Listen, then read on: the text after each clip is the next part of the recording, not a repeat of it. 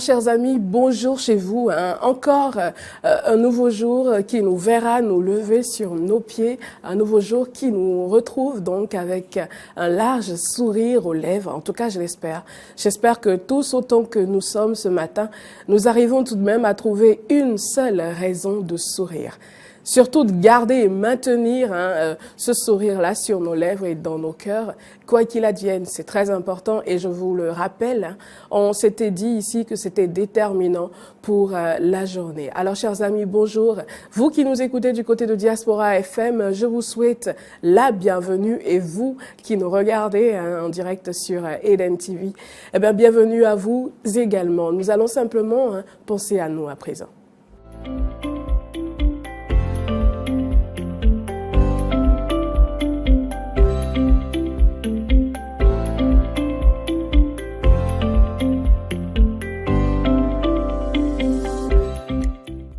Eh bien oui, hier, nous parlions de l'être intérieur et plus spécifiquement de la méditation. J'essayais de nous rappeler à tous combien il est important de pouvoir maîtriser son être intérieur. Et je nous ai également rappelé un peu plus tôt que l'être humain était fait de 3 dimensions. Il n'y avait pas que la dimension physique, ou du moins, il n'y a pas que la dimension physique. Il y a également notre esprit, notre âme qui s'ajoute ensuite à notre corps, qui est donc notre dimension physique. Et la partie la plus importante de notre être, comme je vous le disais ou comme je nous le rappelais depuis peu, eh bien, c'est l'être intérieur. Nous allons nous focaliser sur cet esprit-là. Et l'esprit qui est à l'intérieur de nous est donc la partie la plus importante à nourrir. Elle est un petit peu comme, ou il est un petit peu comme le corps physique que nous nourrissons et dont nous prenons énormément soin. La seule différence ici, c'est que nous n'allons pas habiller notre esprit, en tout cas pas avec des vêtements physiques. Nous n'allons pas nourrir notre esprit avec du spaghetti pour ceux qui aiment le spaghetti ou du café pour ceux qui préfèrent le café, le croissant et tout ça. Non, mais c'est toujours le même processus. Il faut nourrir son esprit, il faut l'habiller également et il faut réussir à le distraire de temps en temps. Alors, ceci étant dit, hier on parlait de la méditation. Je vous ai promis de vous rappeler aujourd'hui quelles sont les véritables étapes importantes ou en tout cas comment réussir véritablement à méditer. Hier, je vous le disais, certains pour méditer simplement vont se retrouver dans un environnement totalement calme avec la parole de Dieu pour ceux qui sont croyants, donc avec leur Bible ou leur Coran ou n'importe quel autre livre saint. Et comme moi, je suis chrétienne, donc je dirais que je me retrouve dans un endroit totalement calme, où il n'y a vraiment pas de bruit, un endroit où je peux véritablement m'asseoir et me concentrer. Et donc, je vais poser ma Bible sur une table et m'asseoir et garder un cahier également ouvert. Alors, il s'agira pour moi, en tant que chrétienne, de lire un passage biblique précis, d'attarder mon esprit sur ce passage-là, d'essayer de le comprendre et de noter, parce que vous savez, quand vous méditez sur cette phrase ou ce passage biblique que vous aurez lu, il y a 1001 explications, 1001 compréhensions qui fusent dans votre esprit. À présent, nous allons prendre notre tasse informative. Bonjour Moriel. Bonjour Natacha Kofi, bonjour aux téléspectateurs de Eden TV, aux auditeurs de Diaspora FM câblés depuis 7 heures. Très bien, nous plantons à présent le décor pour les informations.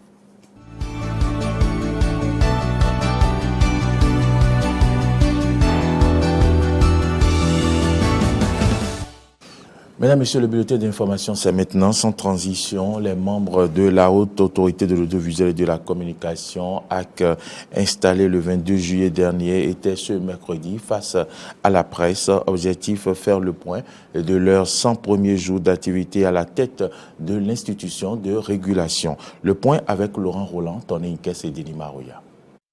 22 juillet 2019, 30 octobre 2019, 100 jours que les conseillers de la 6e mandature de la Haute Autorité de l'Audiovisuel et de la Communication HAC ont été installés par le président de la République, Patrice Talon. Une cérémonie au cours de laquelle le chef de l'État avait exprimé son souhait d'avoir une presse professionnelle et responsable au service du citoyen, ce qui a amené les membres de la 6e mandature à faire l'état des lieux.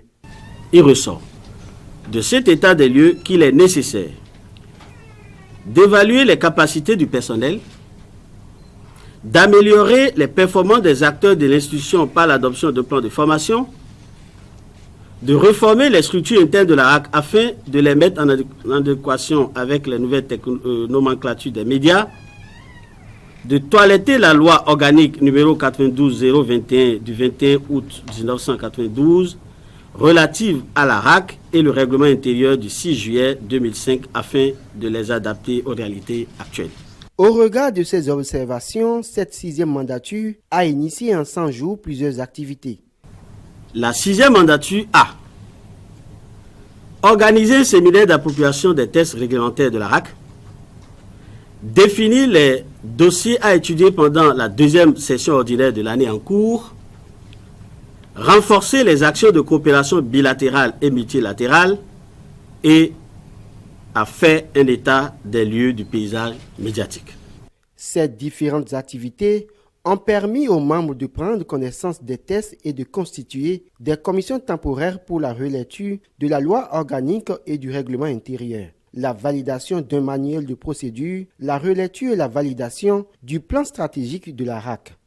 Après 100 jours d'intenses activités, les perspectives de la RAC à court et long terme se résument en plusieurs points. Renforcer le système de monitoring des médias pour un meilleur suivi des contenus. 5. Mettre en place un cadre de veille permanent et de la protection de la liberté de la presse. 6. Développer une régulation de proximité qui permettra de veiller au respect de la déontologie et de l'éthique dans tous les types de médias, y compris ceux en ligne. Au cours de ces 100 premiers jours, les conseillers ont organisé des rencontres de prise de contact avec les promoteurs et les professionnels des médias. Le président de la RAC, Rémi Prosper Moretti, a accordé une dizaine d'audiences à plusieurs personnalités du monde diplomatique et d'institutions internationales présentes au Bénin. Cette session a été également marquée par l'instruction d'un dossier d'autosaisine qui a conduit à la mise en demeure publique par décision numéro 19-062/RAC du 17 octobre 2019. L'arrondissement de Godomè dans la commune d'Abomey-Calavi a abrité ce mercredi une séance gratuite de dépistage et de sensibilisation du cancer du sein. Une initiative bien appréciée par les femmes dépistées. Suivant. Octobre Rose, mois réservé par la communauté internationale pour le dépistage du cancer du sein chez la femme. Au Bénin, à l'instar des nombreuses séances de sensibilisation et de dépistage menées, la représentation de l'Organisation mondiale de la santé OMS au Bénin en partenariat avec l'Association franco-béninoise de lutte contre le cancer et l'Association nationale des sages-femmes du Bénin a organisé une séance gratuite de dépistage et de sensibilisation dans l'arrondissement de Godomè, commune d'Abomey-Calavi. Le mois rose, qu'est-ce qu'on fait le mois rose? On examine les seins à la recherche du cancer. Il faut rechercher ce nodule, ce petit nodule qui peut tuer à la longue. Il y a 2 cancers pour les femmes qui sont graves, le cancer du col de l'utérus et le cancer du sein. Donc c'est les 2 cancers que nous recherchons chez la femme. Cette séance de l'arrondissement de Godomè fait suite à celle organisée dans les locaux de la mairie d'Abomey-Calavi. Le bilan est bien satisfaisant au regard du point fait par le professeur Martial Zanou. Le bilan, c'est un bilan positif à tous égards, puisque des femmes ont été examinées et je puis vous dire qu'il y a déjà 7 cas qui ont été détectés, suspectés, et le protocole de leur prise en charge pour un diagnostic éclairé a été déjà engagé. Un dépistage sans contrepartie financière, sans exigence pour prévenir le cancer chez les femmes. Les femmes consultées apprécient. Bien sûr, j'ai été satisfaite du moment où on m'a vu. On m'a fait ce qui doit être fait pour que je sache là où il en est par rapport au cancer du sein. Et donc, je suis satisfaite. Juste leur dire un grand bravo, leur dire toute ma reconnaissance d'avoir mis sur pied ce genre de séance de dépistage. Bon, je suis venue ce matin. Je suis vraiment satisfaite parce que les sages-femmes ne m'ont rien trouvé. Et ils m'ont demandé qu'à chaque fin du mois vérifier. Ils m'ont montré comment je peux faire ça. Donc je suis vraiment satisfaite. Précisons qu'au-delà du dépistage et de la sensibilisation, les cas de cancer détectés sont suivis et traités jusqu'à guérison totale par l'association et le partenaire OMS. Ouverture ce mercredi d'un atelier de validation du document de stratégie nationale de développement de la riziculture deuxième génération, la SNDR2, sera un guide pour la mise en œuvre de politiques de la filière riz pour la période 2019-2025. Les travaux ont eu lieu à l'Infosec de Cotonou. C'est un reportage de Rassia Djodji. L'élaboration de la stratégie nationale de développement de la riziculture deuxième génération a pour objectif de combler des insuffisances de la première stratégie mise en œuvre de 2011 à 2018. La validation de ce document a réuni ce 30 octobre 2019 les acteurs de la filière riz. Aujourd'hui, on nous a prescrit d'atteindre 1 million de tonnes d'ici 2022. C'est plus que le double de l'objectif initial.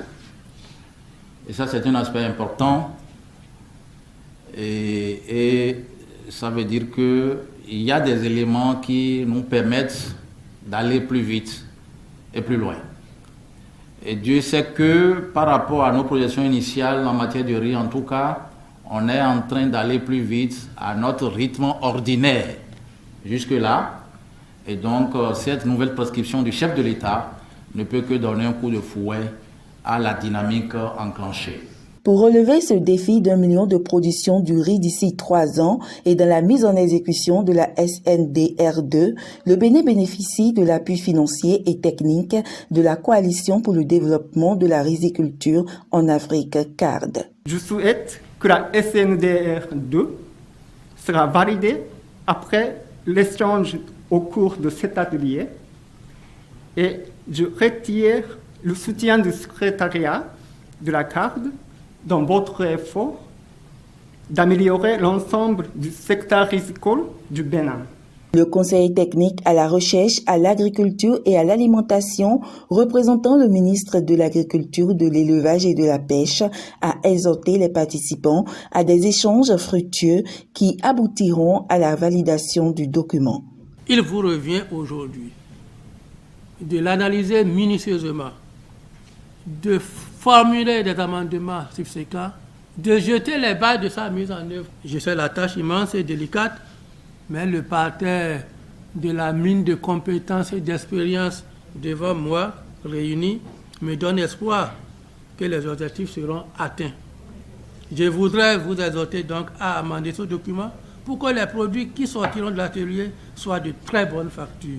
La mise en œuvre de la SNDR2 va contribuer au développement de la filière riz au Bénin et amener les populations à consommer local. La société financière mondiale IFC du groupe de la Banque mondiale a procédé ce mercredi 30 octobre 2019 à l'inauguration de ses bureaux à Cotonou. Et ces bureaux sont logés au siège de la Banque mondiale où s'est déroulée la dite cérémonie d'inauguration présidée bien sûr par le ministre d'État chargé du plan Abdoulaye Biotchane. La Société financière internationale, organisation parent de la Banque mondiale et membre du groupe de la Banque mondiale, renforce sa présence en Afrique à travers l'ouverture de ses bureaux à Cotonou. L'organisation collabore avec plus de 2000 entreprises à travers le monde. L'IFC est présente au Bénin depuis 1999 dans le financement des petites et moyennes entreprises, le tourisme et l'eau. Ces services fournissent une assistance technique au Bénin pour l'amélioration de l'environnement des affaires. Selon le vice-président de l'IFC, Sergio Pineta, l'organisation compte investir davantage pour accompagner les efforts du gouvernement dans le secteur privé. Nous mettons une équipe, nous ouvrons un bureau sur place pour pouvoir travailler de façon beaucoup plus proche, à la fois avec les entreprises du secteur privé, avec nos partenaires de développement, avec les entreprises, avec la société civile et évidemment avec le gouvernement béninois, afin de soutenir les efforts du gouvernement dans le cadre des réformes qui sont en train de mises en place. Ces réformes sont importantes. L'ouverture du secteur privé dans ce pays est une réalité et nous voulons la soutenir de façon beaucoup plus proche en étant ici à Cotonou. Au Bénin, plusieurs réformes sont en cours pour améliorer le secteur privé et pour le ministre d'État Abdoulaye Biot-Tchane, l'ouverture des bureaux de l'IFC à Cotonou intervient pour faciliter et accélérer les dites réformes. Cette décision arrive à un excellent moment pour nous parce qu'elle arrive en plein milieu des réformes que nous déployons en faveur du secteur privé. J'ai rappelé hier, en effet, à l'Assemblée nationale, tout ce qui était fait en termes de réforme pour améliorer l'environnement de l'entreprise, aussi bien dans le code des nouveaux codes d'investissement que nous avons présenté à l'Assemblée, dans une loi pour le secteur privé, que toutes les autres réformes qui concernent les zones spéciales et économiques spéciales, le marché de l'emploi et bien sûr toutes les facilitations qui sont ouvertes, y compris les infrastructures qui permettent aux entreprises d'être aujourd'hui plus compétitives sur le marché des migrants. Depuis 2009, l'IFC a investi plus de 300 millions de dollars au Bénin. Après Cotonou, elle va procéder à l'ouverture de ses bureaux à Lomé et à Luanda dans les jours à venir afin de faciliter une participation plus grande du secteur privé dans la solution aux défis que doit relever l'Afrique pour assurer son développement. Mesdames, Messieurs, c'est la fin de ce bulletin d'information. Merci de nous avoir suivis. Merci à vous, Moriagua. Nous allons simplement à présent passer à la revue des titres.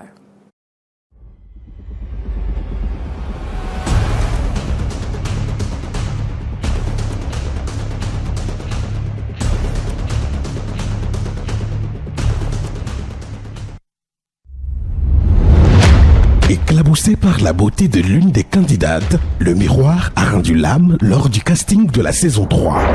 Selon vous, qui a causé la mort du miroir?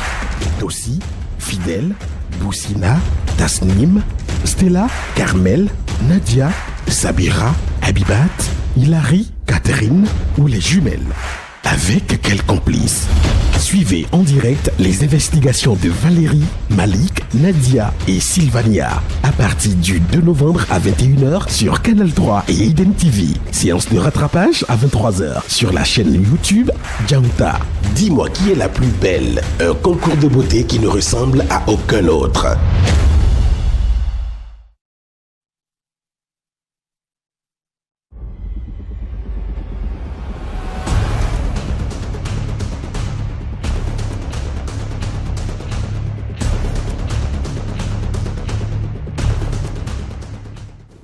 Mesdames, Messieurs, nous démarrons la revue des titres par le quotidien La Nation qui titre ce jeudi « Enseignement maternel et primaire, près de 11 000 enseignants à recruter ». Le gouvernement du président Patrice Talon envisage de recruter près de 11 000 enseignants dans le but de combler le déficit et d'améliorer la qualité de l'enseignement à la maternelle et au primaire. Cette décision a été prise par le Conseil des ministres en sa séance du mercredi 30 octobre. Projet d'extension et de densification des réseaux de la SBEE. Le gouvernement sort 15 communes de l'obscurité. Titre aujourd'hui La Nation.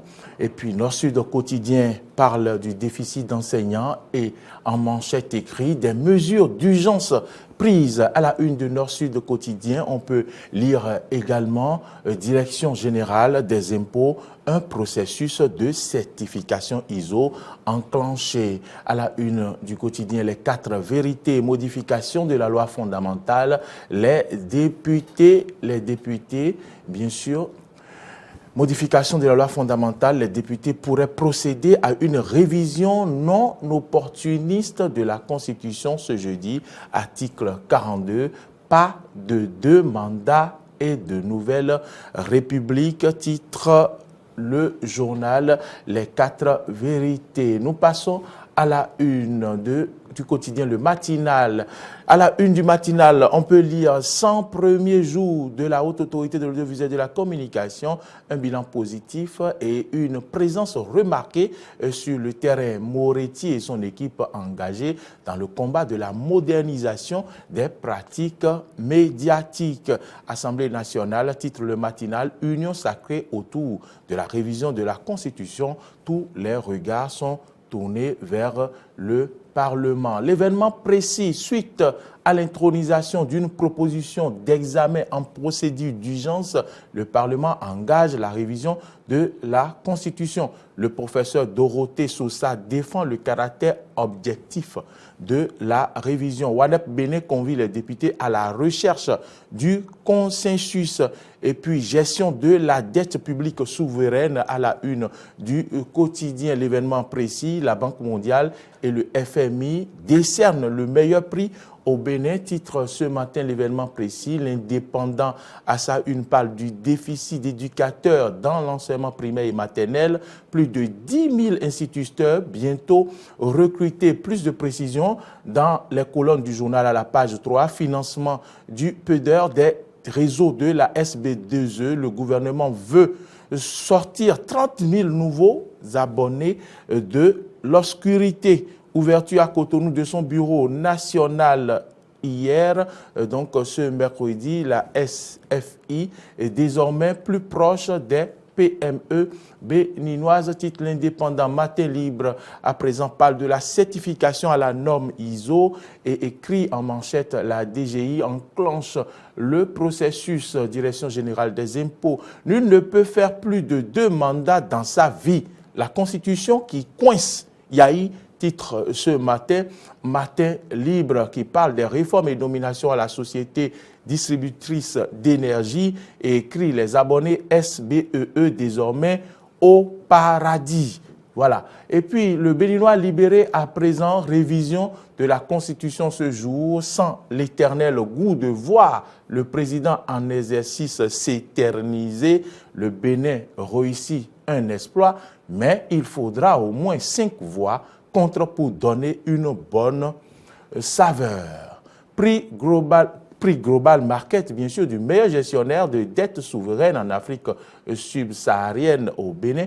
Wada y fait la fierté de talent. Titre ce matin le Béninois libéré, qui parle également du renforcement de la formation pour l'emploi dans les chaînes agroalimentaires au Bénin.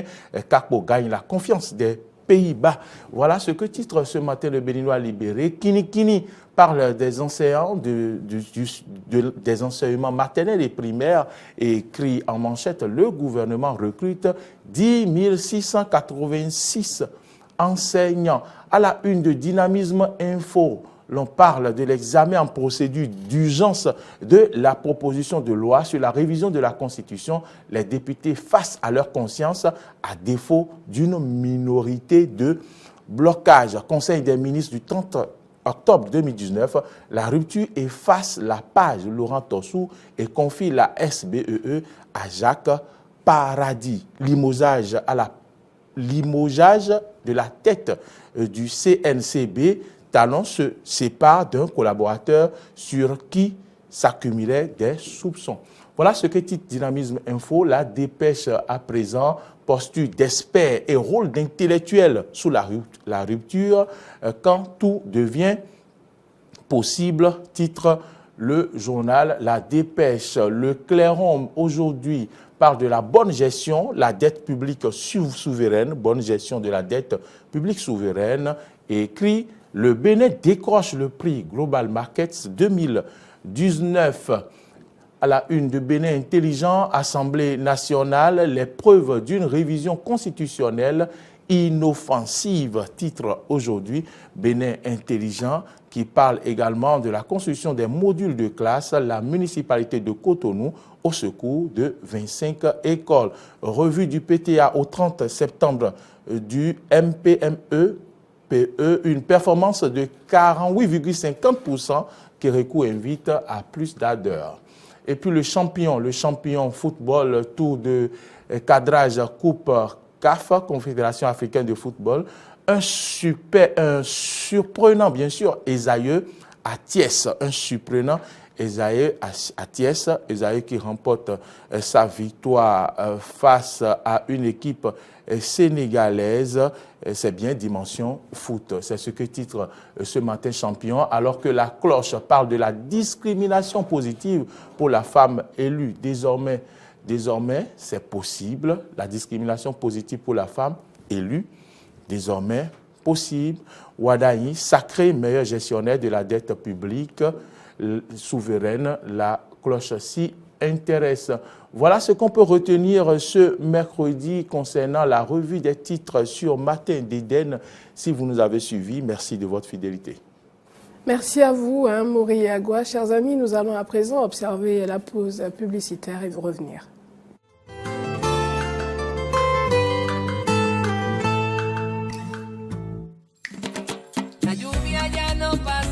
L'histoire d'un amour puissant, inévitable.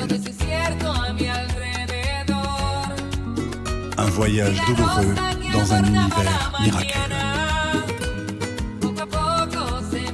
Eva Luna. Parfois, le destin joue des tours inattendus, mais tout est dans les cartes si vous n'osez pas regarder. Un événement tragique qui conduit à une expérience qui change la vie.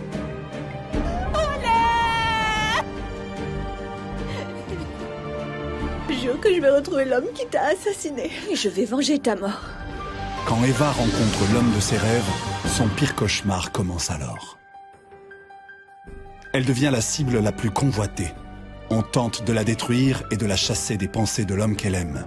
Parce que je ne supporte pas qu'une autre femme puisse s'approcher de lui. Tu te comportes parfois de façon obsessionnelle. Je suis une obsessionnelle. Mais rien ne pourra briser sa volonté. Et avec l'aide d'un allié secret... Mais moi, oui, je commence à te faire confiance. C'est vrai?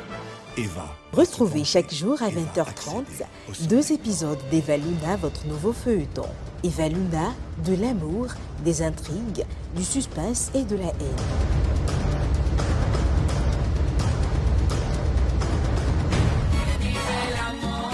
Eva Luna.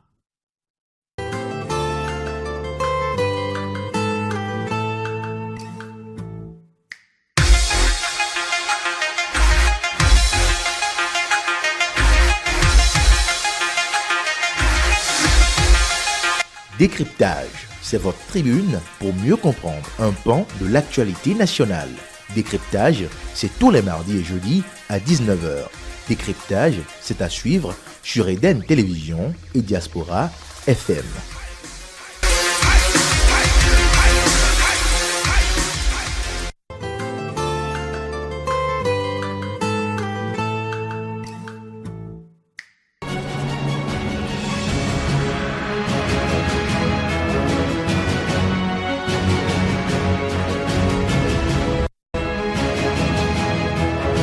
Dimanche politique, c'est toute l'actualité sociopolitique analysée par les spécialistes. Dimanche politique, c'est tous les dimanches à 12h et en rediffusion à 20h30 sur Eden Télévision et Diaspora FM.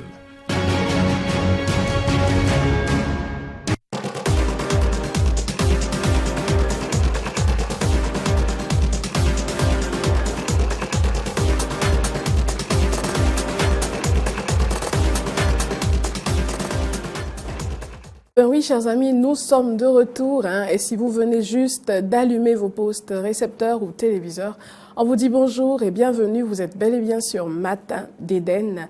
Et nous poursuivons donc notre belle journée avec Teslani Koudayon, normalement, qui est là pour nous parler du Moringa aujourd'hui.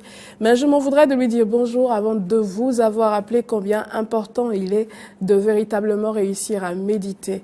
Méditer, c'est très important parce que ça vous permet de contrôler votre être intérieur et par conséquent de ne plus être victime, mais plutôt d'être maître désormais, de mieux contrôler votre temps présent. Alors, Teslani Koudayon, bonjour.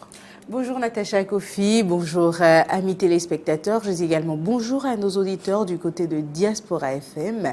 Je vous souhaite un heureux jeudi, une belle journée tout simplement. Merci, belle journée à vous aussi. Merci Natacha. Quoi que nous soyons encore ensemble quelques heures. Oui. Alors aujourd'hui vous nous parlez du Moringa. Exactement. Le Moringa est, j'ai intitulé la rubrique ce matin Moringa, plante des super aliments, tout simplement parce que c'est ce que représente cette plante-là.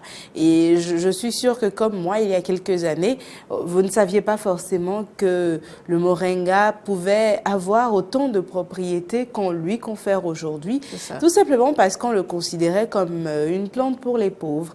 Le moringa, pour donner un peu plus de précision, c'est cette plante-là qui pousse, ou qui est originaire de l'Inde, mais qui pousse également en Afrique, comme il pousse en Asie. Et voilà un peu la forme de la plante de moringa, justement. Vous l'avez déjà vu à proximité de votre maison ou dans votre quartier. À un moment ou à un autre, on l'a tous vu ici au Bénin. Ça pousse dans les zones tropicales et nous sommes dans une zone tropicale dans notre pays, donc nous l'avons. Le moringa est fourni de nombreux services et il est considéré aujourd'hui comme une plante médicinale et également alimentaire au vu des nombreuses propriétés qui lui sont conférées. Un arbre assez particulier, sinon une plante assez particulière, d'autant plus que toutes ces parties, des racines aux fleurs, en passant par les feuilles, sont utilisées aussi bien en médecine traditionnelle qu'en cuisine. C'est ce qui épate avec le moringa. Toutes les parties de cette plante-là peuvent être utilisées.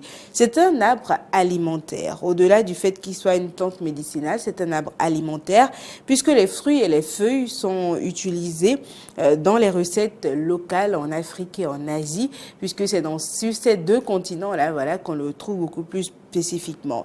Jusqu'à un passé récent, le moringa était considéré comme une plante accessible à une couche défavorisée de la population, je vous le disais.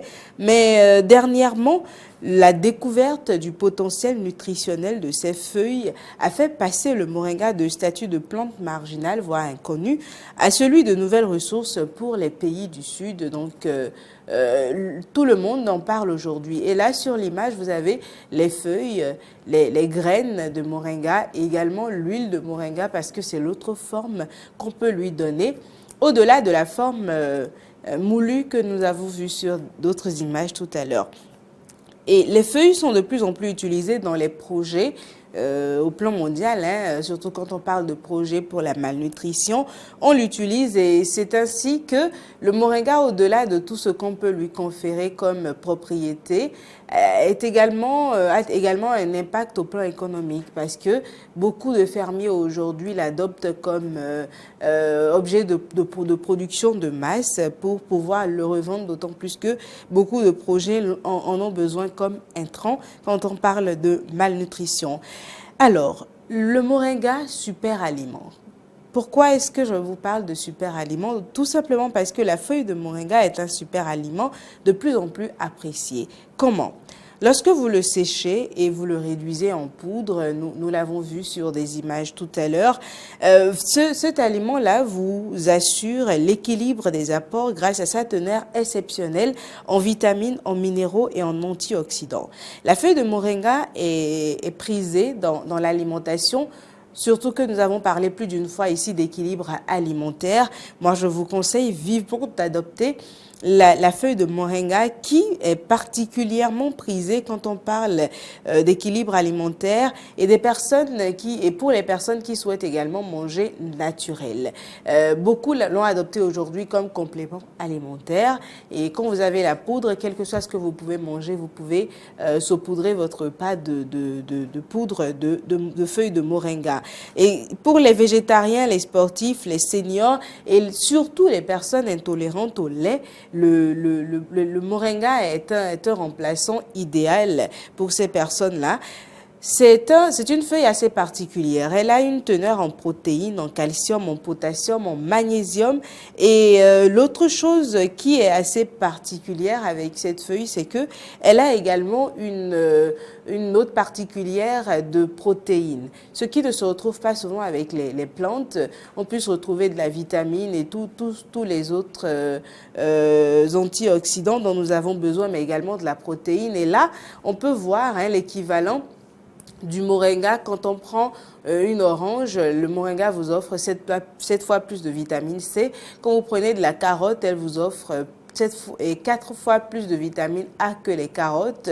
Elle vous offre, la plante de moringa, 4 fois plus de calcium que le lait peut vous en procurer, 3 fois plus de potassium que les bananes peuvent vous en procurer et 2 fois plus de protéines que vous pouvez en avoir en consommant du yaourt. Alors, vous vous demandez certainement comment est-ce qu'il faut consommer le moringa, mais avant de vous en parler, je vous dirais que le moringa est une feuille qui a un goût très doux. Vous n'avez pas de difficulté à le consommer tout simplement parce que c'est doux quand vous le consommez et avec une petite note citronnée. Et si vous voulez ajouter un petit plus à votre consommation de moringa, si vous le prenez d'ailleurs en tisane, moi je vous conseille d'y ajouter une petite touche de menthe.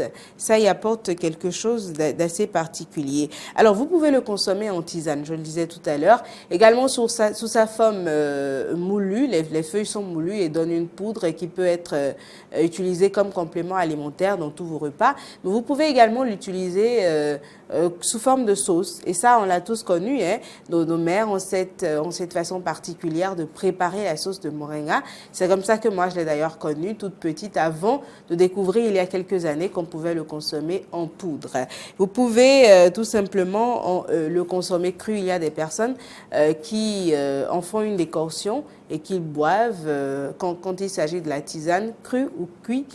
Ça dépend de comment vous voulez le consommer. Mais quelle que soit la forme que vous donnez au moringa, même son huile, ses graines également, vous apportent cet équilibre alimentaire dont on a tous besoin. Alors, moringa, c'est accessible à tout le monde. C'est vrai que c'est devenu un peu la plante, comme on le dit, à $1000 aujourd'hui sur le marché. Mais à côté de vous, dans votre quartier, il y a toujours une plante de moringa qui traîne quelque part où vous pouvez récupérer les feuilles, les graines et ainsi de suite pour vous mettre à un régime de moringa si vous le souhaitez, mais c'est pas conseillé. Mais insérez le moringa dans votre alimentation tout simplement. Très bien, merci à vous. Merci Natacha. Stéphanie Gondaillon. Donc, chers amis, vous le savez, hein, désormais, le mot d'ordre, c'est moringa. Pas le mot d'ordre. Simplement.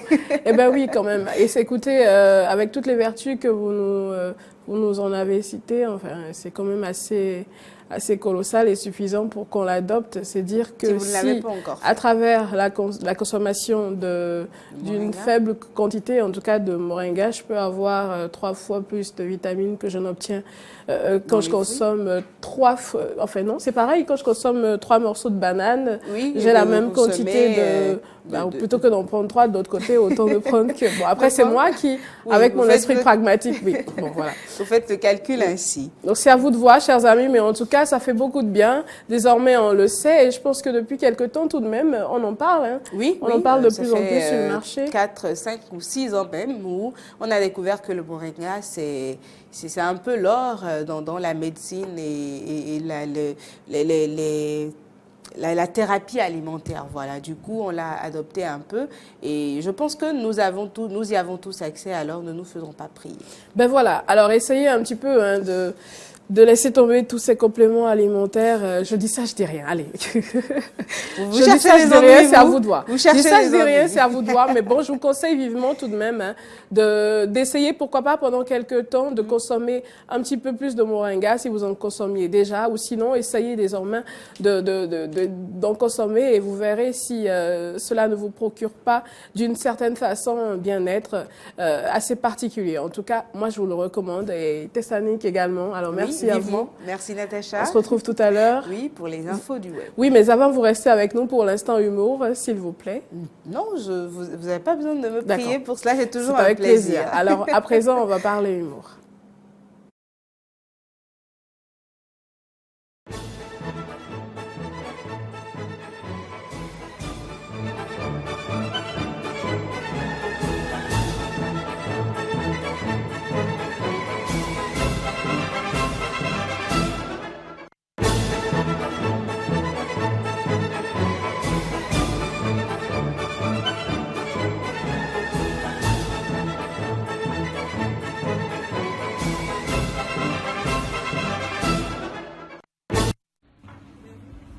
Salut toi.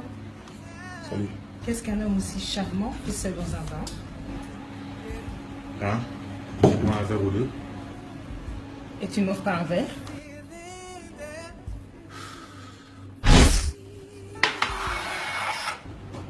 C'est quoi ça? Bah, tu voulais un verre, non? Tiens, je te l'offre.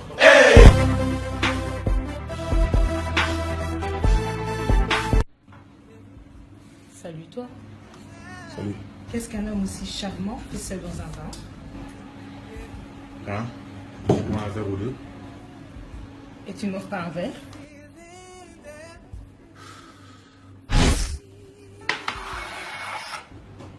C'est quoi ça? Bah, tu voulais un verre, non? Ouais. Tiens, je te l'offre. Eh bien oui, les amis, en voilà une qui voulait un verre, on le lui a offert et elle s'en étonne. C'est le monsieur aussi, hein, il est quand même assez péchant de lui balancer le verre et de dire tu voulais un verre, ben je t'en offre un. On sait tous ce que ça veut dire quand on dit offre. Ah ben non, ah ben non, je suis désolée. Ah ben non, je suis désolée, chers amis. Et après, la prochaine fois que quelqu'un vous dit on va prendre un pot, ben balancez-lui un pot. Un pot, c'est ça, exactement. Alors, quand vous voulez quelque chose dans la vie, il faut être très spécifique et très clair. Après, venez pas vous plaindre, quoi. Vous voulez un verre, on vous offre un verre et puis voilà, c'est tout. Vous faites avec ce que vous avez demandé. C'est un peu comme, vous savez, l'histoire de ce monsieur qui mendiait dans un parc. Il est tombé sur un homme élégant et tout, à qui il a évidemment demandé de l'argent. Et le monsieur, il prend quelques minutes et il lui pose la même question plusieurs fois, 3 fois de suite. Il lui demande, vous êtes sûr que vous voulez de l'argent? Il lui dit oui. Vous êtes certain que vous voulez juste une pièce? Parce qu'il a dit, je voudrais un sou. Est-ce que vous êtes sûr que vous ne voulez qu'un sou? Oui, 3 fois de suite. Et le monsieur de lui dire, je vous accorde quand même 1 minute, réfléchissez bien. Est-ce que vous êtes toujours certain de ne vouloir qu'un sou? Alors il répète, il continue, ben oui, puisque je te demande un sou, donne-moi un sou. D'accord, maintenant l'homme élégant, il sort son portefeuille qui était plein à craquer de gros billets. Wow. Et puis il y avait évidemment à la fois dans le portefeuille contenant les billets des petites pièces. Alors il s'assure que le mendiant ait bien l'œil sur le portefeuille plein à craquer de gros billets et il sort le sou, enfin la petite pièce qu'il lui remet. Et du coup, le mendiant, il est sous le choc, il regarde le portefeuille, il regarde l'homme élégant, et ainsi de suite, quoi, pendant environ 2 minutes, et à l'autre de lui dire, ben, écoutez, dans la vie, il faut savoir exactement ce qu'on veut. Plus vous serez précis par rapport à la chose que vous souhaitez avoir dans la vie, et bien plus vous aurez de chances de l'obtenir effectivement. Alors du coup, quand vous demandez un verre, souffrez quand vous balance un verre, fût-il vide. Mais après, est-ce un verre d'eau, un verre de whisky? Vous n'avez jamais été précis. On n'a rien demandé. Rien du tout. Vous n'avez demandé qu'un verre. Alors le verre vide ou plein, vous prenez. La leçon, elle aura été bien apprise aujourd'hui. J'espère bien. Alors les amis, voilà, c'était tout pour l'instant humour de ce jour. Pour vous qui nous regardez, qui nous écoutez du côté de Diaspora FM, vous n'avez pas forcément tout compris. Alors Teslanik, c'est pour ça que je la retiens un petit peu aussi. Elle se fera le plaisir de vous l'expliquer rapidement pour qu'on puisse passer au face-à-face. C'est une scène de 30 secondes, une jeune femme qui entre dans un bar et qui voit un charmant monsieur qui est assis au bar et qui sirote un verre de whisky et qui lui dit « Salut, qu'est-ce que tu fais tout seul assis là ?»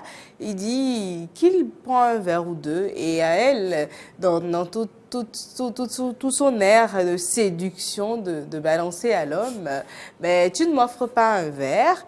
Et agacé, il finit son verre justement et lui glisse le verre. Elle s'en offusque et à lui de lui répondre et de dire tu n'as demandé qu'un verre, alors tu en as un finalement. C'est la partie du film où le rythme change. Eh bien non, elle n'a obtenu que ce qu'elle aurait demandé. Elle aurait dû être beaucoup plus précise. Merci à vous, Tessani. Merci Natacha.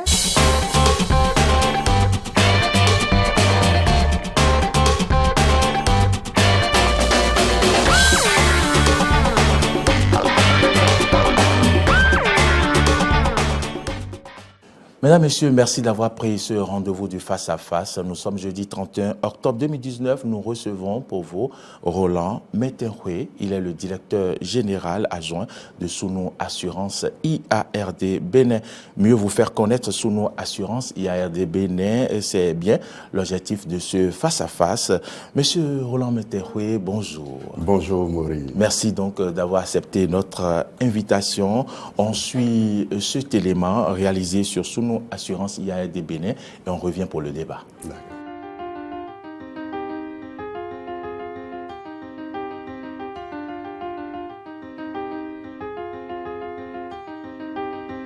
Déjà présent en assurance vie, le groupe Sounou ouvre sa branche IARD au Bénin par l'acquisition de Alliance Bénin qui devient ainsi Sounou Assurance IARD Bénin.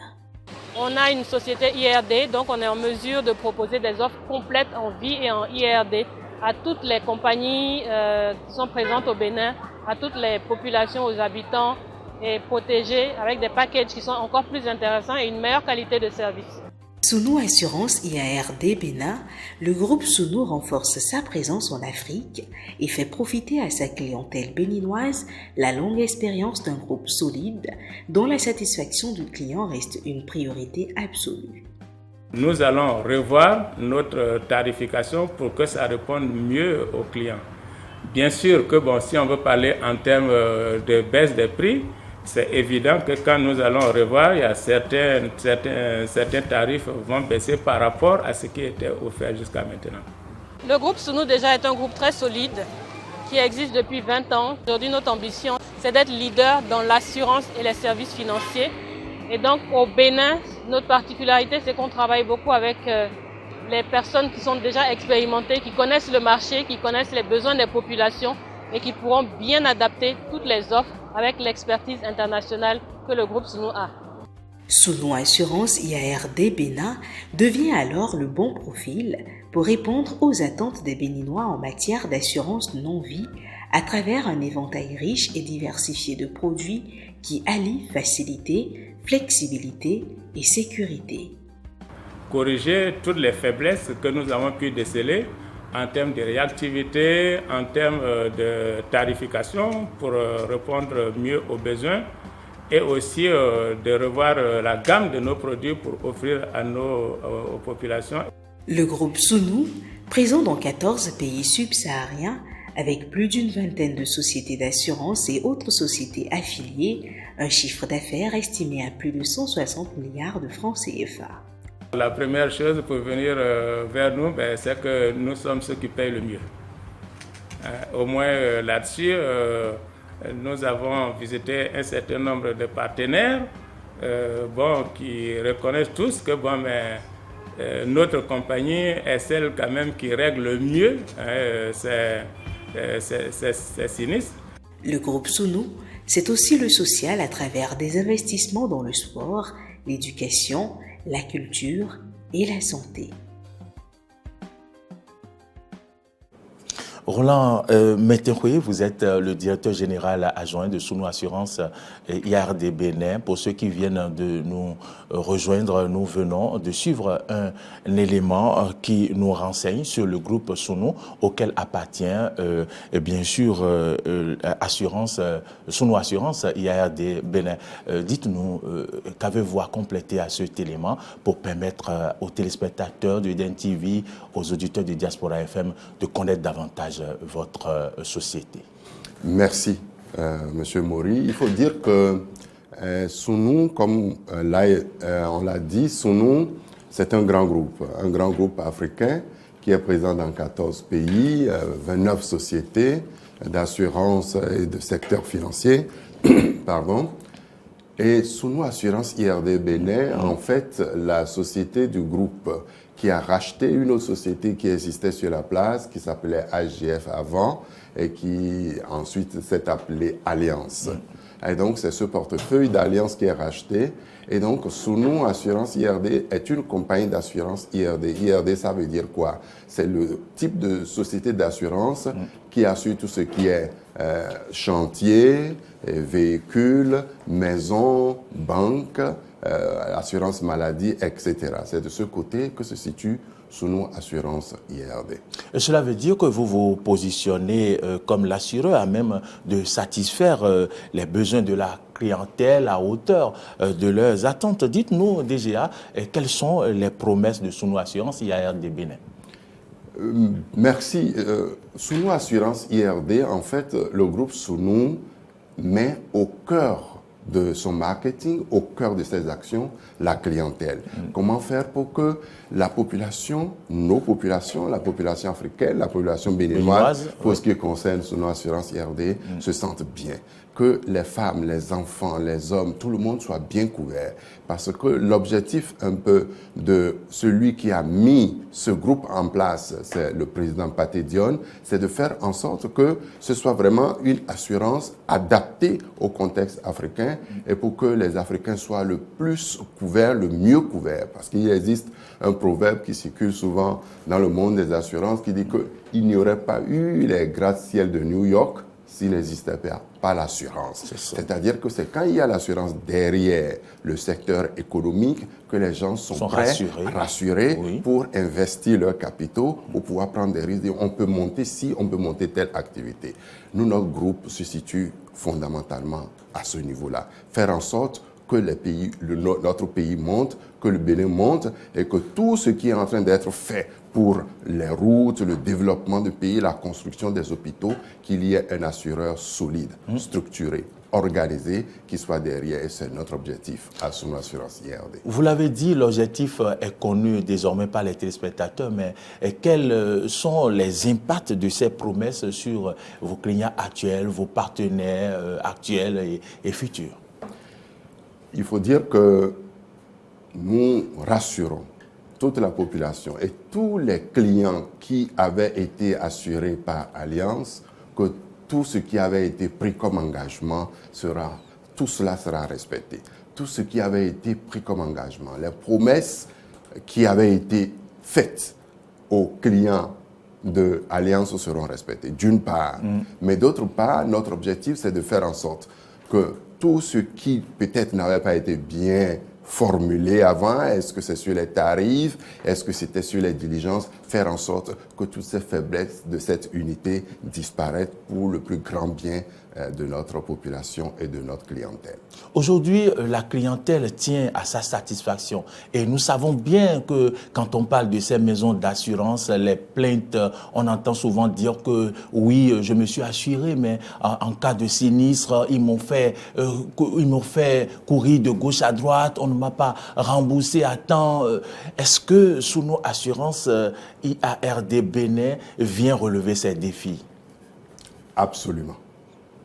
Absolument, je vous le dis en vous regardant droit dans les yeux, absolument. Sounou Assurance IRD va relever ces défis. Il faut le dire, en fait, c'est un peu du passé, en tout cas pour ce qui concerne le groupe Sounou, qu'on soit plus empressé à récupérer les primes, etc. Et au moment où il faut régler les sinistres, eh bien, on se montre réticent, on essaye de se dissimuler. Non, ce n'est pas le cas au niveau de notre groupe.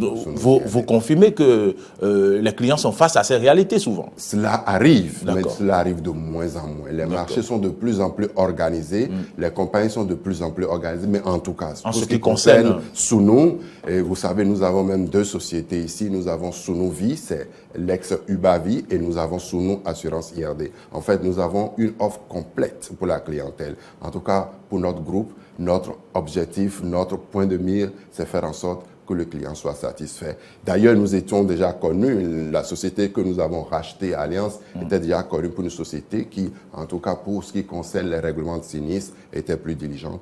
Maintenant, nous serons encore plus diligents. Encore plus diligent, vous aviez évoqué tantôt assurance vie, assurance sinistre et autres. Est-ce que vous pouvez aller un peu plus dans les détails quand on parle de l'assurance vie, il s'agit de quoi? Alors, c'est très simple. Les assurances pour la gestion sont réparties grosso modo en deux catégories. Très bien. Il y a la catégorie de ce qu'on appelle assurance vie et assurance, on dit parfois non-vie. Et c'est cette catégorie, deuxième catégorie appelée assurance non-vie, qui est aussi appelée assurance dommage, entendu dommage des biens, et c'est ça encore qui est appelé assurance IARD, entendu incendie, accident, risques divers. Donc, assurance vie, c'est cette assurance qui s'occupe de tout ce qui est retraite, assurance décès, les assurances que les gens prennent pour obtenir les crédits dans les banques, dans les institutions de microfinance. Ça, c'est ce côté-là. Nous avons cette offre-là. Mais de l'autre côté, c'est l'assurance IRD, c'est tout le reste. Donc, les assurances maladie, les assurances, par exemple, des studios, comme Oui. les studios comme Ah oui, les bah, vôtres. ah bon? S'il y a un incendie ici, coup de foudre, dégâts des eaux, etc., c'est notre métier, c'est ce que nous savons faire. L'assurance des banques, l'assurance des routes, tout ce qu'on est en train de construire pour le PAG. Si vous avez des besoins de couverture d'assurance, assurance décennale, assurance, par exemple, pour les structures de contrôle des routes, vous savez, c'est une réalité à laquelle souvent on ne fait pas attention. On appelle des institutions de contrôle, des structures de contrôle pour contrôler le travail, les plans qui sont faits pour, par exemple, des immeubles, des hôpitaux de plusieurs milliards. Si ce n'est pas bien, on démonte, hein? Exactement, mais c'est que ces structures de contrôle souvent ne présentent pas une couverture de responsabilité civile à la hauteur des capitaux qu'elles sont en train de contrôler. Nous offrons ce type de couverture de responsabilité civile. Alors, une dernière question. Aujourd'hui, on sait qu'il y a pléthore de sociétés d'assurance sur la place. Et quel avantage pour la clientèle qui nous suit en ce moment? Regardez-les droit dans les yeux et dites-leur quel avantage pour eux de venir vers vous. Merci. Chers téléspectateurs d'Eden FM, Eden TV et Diaspora FM. Eden TV et chers auditeurs de Diaspora FM. Diaspora FM, soyez rassurés. Faites confiance au groupe Sounou et à Sounou Assurance IRD. Nous allons mettre tous les petits plats dans les grands plats pour vous donner le meilleur en ce qui concerne les assurances au Bénin. Faites-nous confiance, nous serons là pour vous servir. Venez nous voir. Nous sommes situés à Kadjaou, à côté de la banque UBA Bénin. Venez nous voir et vous ne serez pas déçus. Un mot à l'endroit de vos partenaires? Nos partenaires, nous les remercions. Nous les remercions pour la confiance, pour tout ce que nous faisons ensemble, la collaboration, tout ce que nous avons pu faire ensemble. Nous remercions tous nos partenaires et nous leur disons, la main dans la main, nous allons relever ensemble le défi du développement des assurances et donc le défi du développement de la nation tout entière. Les clients vous attendent donc pour relever le défi cher à eux, bien sûr, qui concerne le remboursement en cas de sinistre et en cas d'accident. Et vous avez promis. C'est promis et ça va être fait. Faites-nous confiance, souscrivez, restez avec nous. Si vous avez n'importe quelle préoccupation, demandez, nous allons vous expliquer. Mais les promesses seront tenues. Mesdames, Messieurs, voilà, c'est bien dit. Sounou Assurance IRD Bénin, désormais, vous en savez beaucoup et donc vous savez où aller. Ce jeudi, nous avons reçu pour vous le directeur général adjoint de cette société, de cette grande entreprise, Ilanon Roland Metenhoué. Il est passé dans nos studios sur Face à Face pour vous donner quelques informations, pour vous orienter davantage. Merci à toutes et à tous de nous avoir suivis. Merci DGA d'être venu. Merci cher Maury, merci beaucoup. On laisse donc le plateau à Natacha Kofi.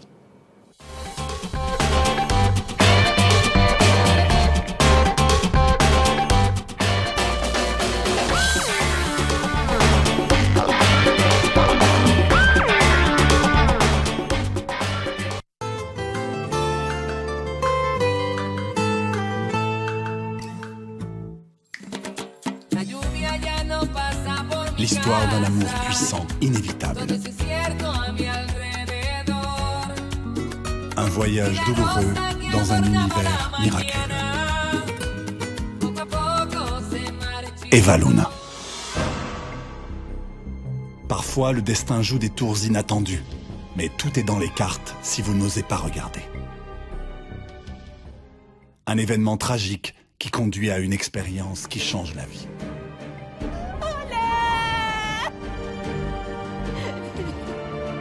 Je jure que je vais retrouver l'homme qui t'a assassiné. Et je vais venger ta mort. Quand Eva rencontre l'homme de ses rêves, son pire cauchemar commence alors. Elle devient la cible la plus convoitée. On tente de la détruire et de la chasser des pensées de l'homme qu'elle aime. Parce que je ne supporte pas qu'une autre femme puisse s'approcher de lui. Tu te comportes parfois de façon obsessionnelle. Je suis une obsessionnelle. Mais rien ne pourra briser sa volonté. Et avec l'aide d'un allié secret... Mais moi, oui, je commence à te faire confiance. C'est vrai? Eva. Retrouvez chaque jour à 20h30 2 épisodes d'Eva Luna, votre nouveau feuilleton. Eva Luna, de l'amour, des intrigues, du suspense et de la haine.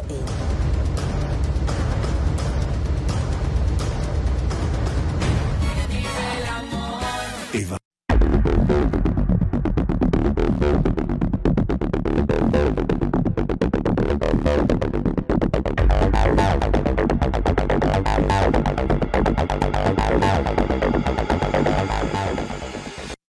Eh bien, chers amis, ça y est, nous sommes de retour. Vous le comprenez, hein, toutes les fois où vous entendez ce jingle, ou en tout cas toutes les fois où vous voyez les chiffres se balader ainsi sur votre écran, il s'agit bien évidemment du chiffre du jour.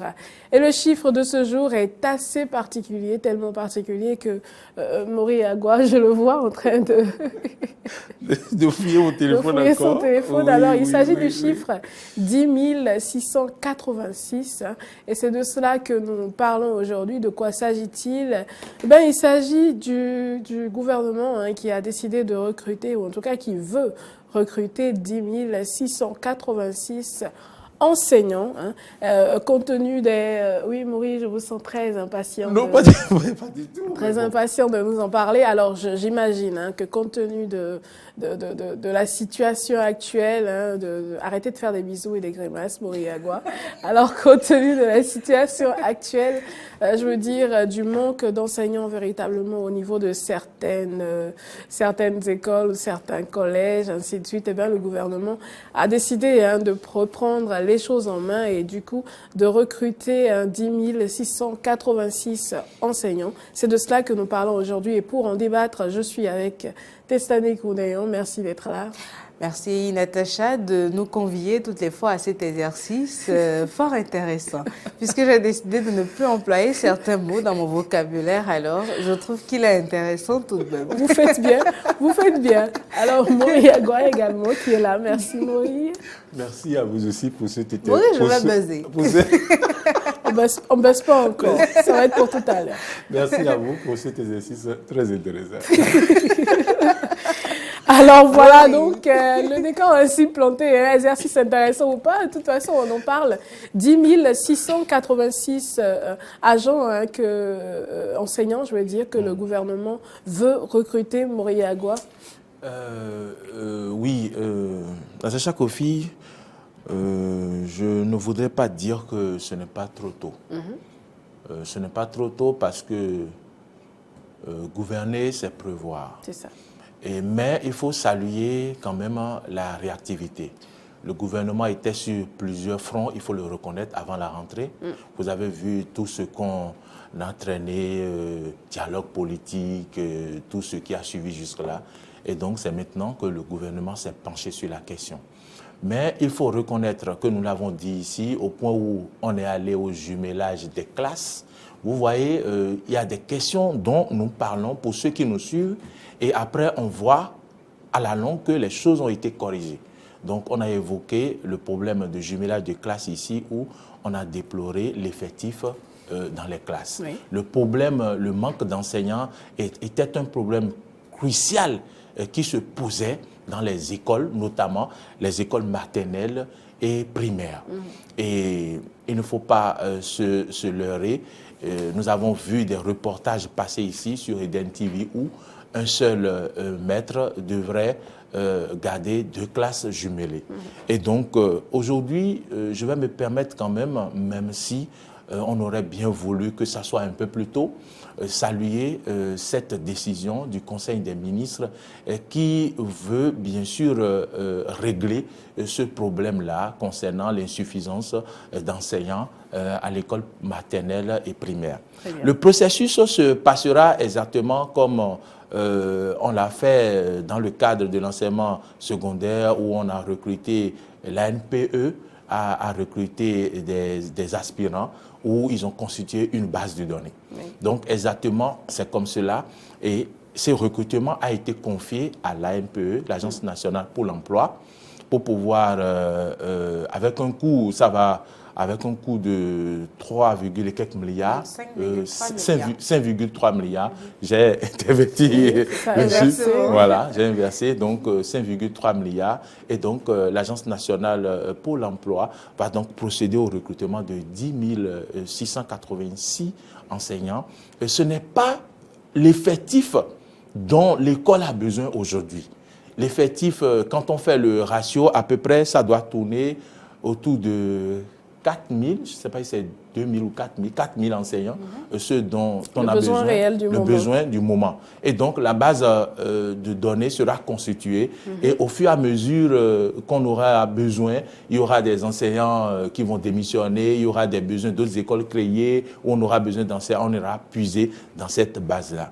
Donc, il faudrait qu'on souhaite que ça soit vite fait parce que non seulement à l'heure où on parle, les écoles sont fermées pour cause d'inondation, vous le savez, et donc à cela vient s'ajouter aussi le manque d'enseignants. Ce qui est vite à régler, c'est d'abord le manque d'enseignants pour permettre aux élèves qui sont en nombre pléthorique dans les classes de pouvoir mieux suivre les cours dans des conditions décentes comme cela se doit avec des enseignants disponibles. Donc quand même, il faut saluer déjà cette décision du gouvernement. Je m'en arrête là. Très bien. Tessani Kondéon, nous parlons de 10 686 instituteurs que le gouvernement veut recruter. Et Mori Agua, on a quand même largement discuté. Mais est-ce que cela vous emmène à vous poser certaines questions?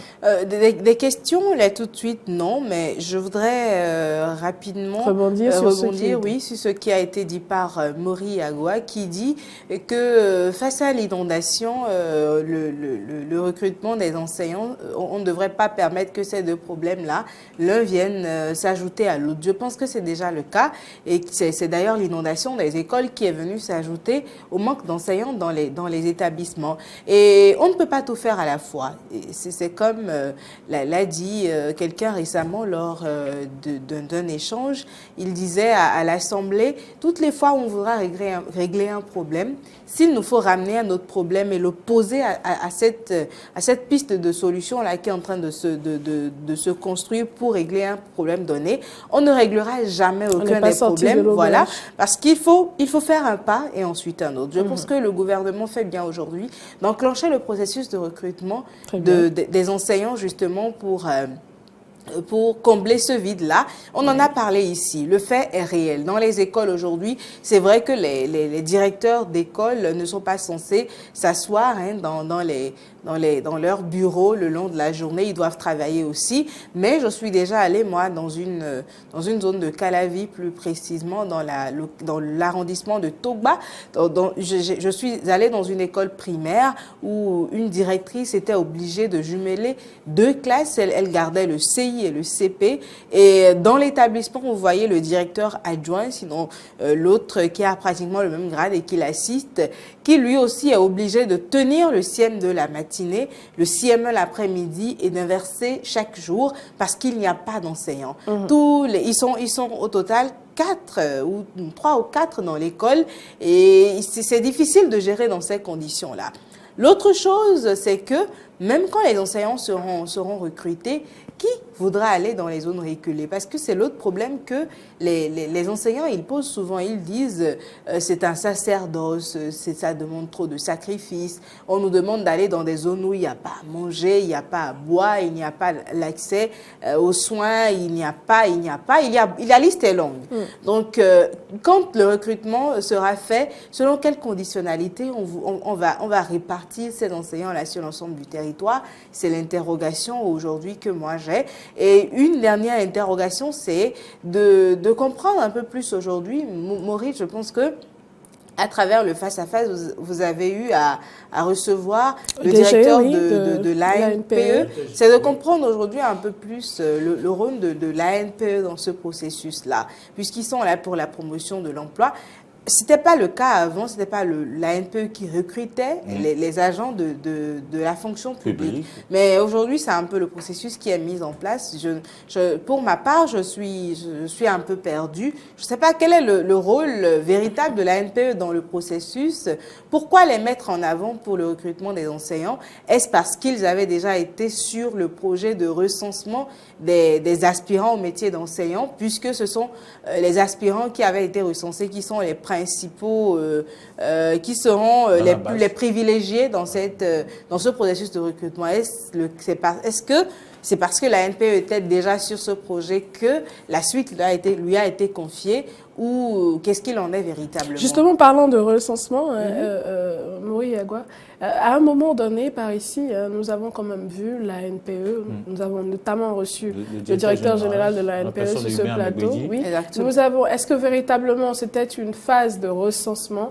Est-ce qu'il n'y a pas eu à un moment donné certains qui, après résultat, ont été mis sur le terrain, donc embauchés?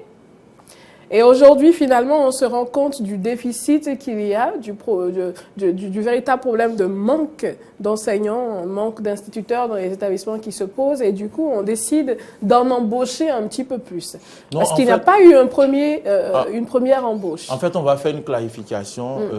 Le recrutement qui a été fait en ce qui concerne les assureurs au métier d'enseignant, c'était concernant l'enseignement secondaire. Très bien. L'enseignement secondaire.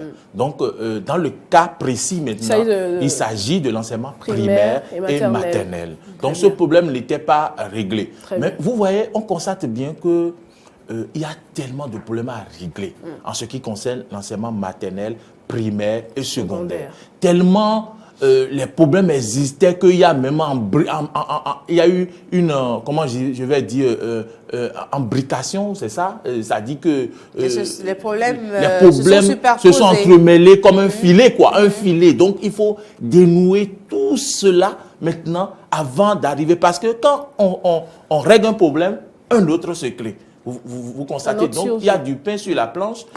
Énormément sous la planche. Énormément sous la planche aussi, vous m'informez. Et donc, je voudrais tenter une réponse, même si on pourrait faire revenir le directeur général de la NPE pour nous répondre par rapport à votre, votre préoccupation en ce qui concerne le recrutement.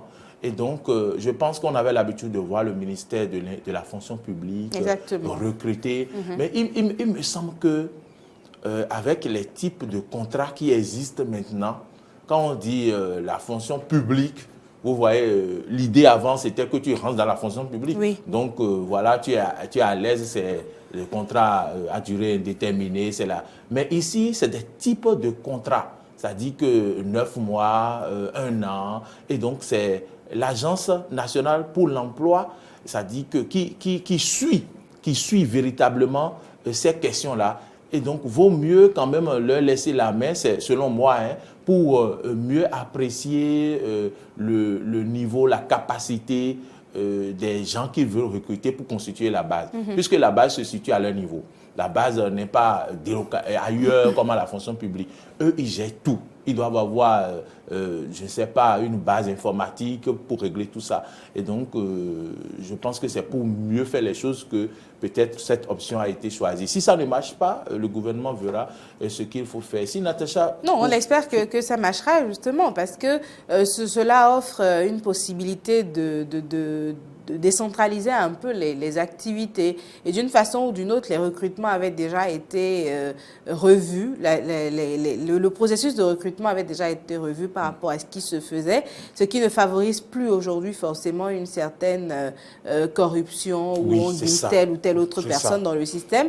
Maintenant, si insérer la NPE dans ce processus nous offre une nouvelle expérience, une meilleure façon de faire la chose, on attend de voir et la finalité, je pense que nous l'avons tout de même reçu sur ce plateau et il a été assez explicite quant à la question. Oui. Il a dit qu'il n'était pas question de favoritisme du tout mais que c'était plutôt sur base de vos compétences que vous étiez soit retenu pour ceux qui avaient été immédiatement retenus et pour les autres, il avait pris le soin de dire tout de même, parce que nous avions eu un enseignant par ici qui n'était pas du tout content. Donc pour les autres, il avait pris le soin de dire que désormais, ils étaient dans la base de données et par conséquent, lorsque besoin se ferait sentir, on leur ferait appel. Et je pense que cette base de données justement qui a été constituée servira justement ça pèsera forcément dans la balance pour le recrutement de ces 10 686 agents, forcément, je ne crois pas, parce que là maintenant, il va falloir lancer un autre appel à candidature